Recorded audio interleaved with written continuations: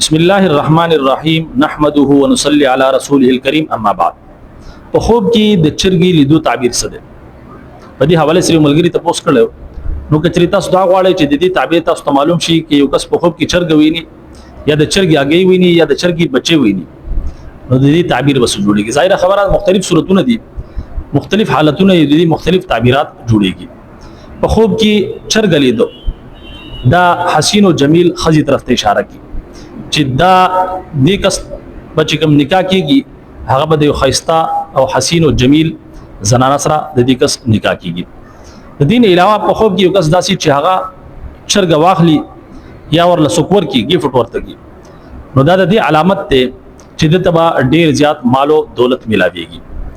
دغه شانتي کې چری په خوب کې یو کس داسي چې هغه د چرګي غوښه وخوري نو دا هم د دې علامت ته چې د تبا ډیر زیات مال او دولت ملاويږي.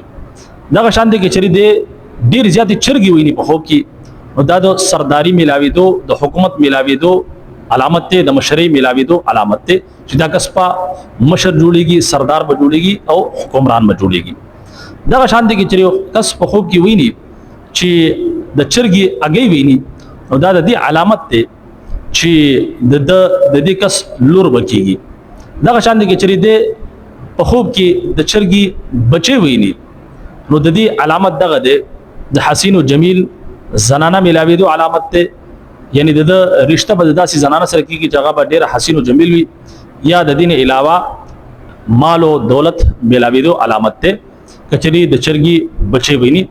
بهرحال د مختلف حالتونو او مختلف صورتونو په خوب کې د چرګي لیدو په حواله سره د دې تعبیرات امید کوم چې په سمجھ کې مو راغلي. اجازه راکړئ. السلام علیکم ورحمت الله وبرکاته.